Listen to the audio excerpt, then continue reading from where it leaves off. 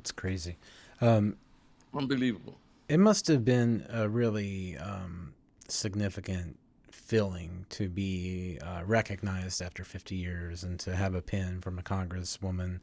Um, I'm curious about these commemorations and how the actual war is represented because I strongly support the idea that Vietnam veterans are being recognized for their services, even if it took 50 years for that recognition. But how are people talking about the war itself in these types of public commencement acts where, as you said yourself, that sometimes elected officials like to look good by having these types of public events? So what would you want people to take away knowing about the war in those particular types of commemorations? Like, how should the Vietnam War be remembered?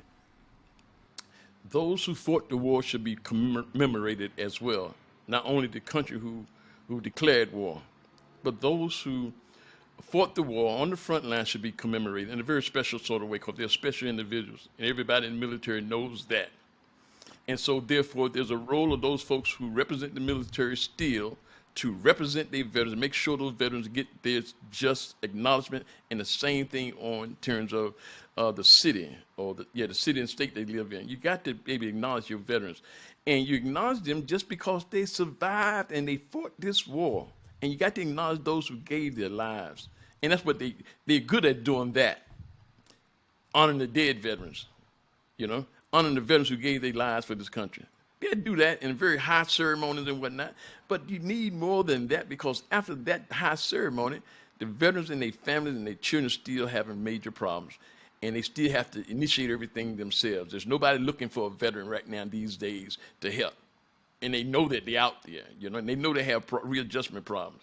And there's a track record of all this stuff too. So those politicians today have a better situation to understand than those during Vietnam time. We can say they just didn't know, you know. But they began, through the advocacy of veterans, began to come to know and began to accept a lot of the structures that we talked about and a lot of engagement and outreach that Vietnam veterans did, and helped us with getting various laws on the books like the medical diagnostic manual like PTSD and all those, Agent Orange. All that comes through the Vietnam veteran soldiers who came home and fought our war still just to be Mm. recognized here in the United States.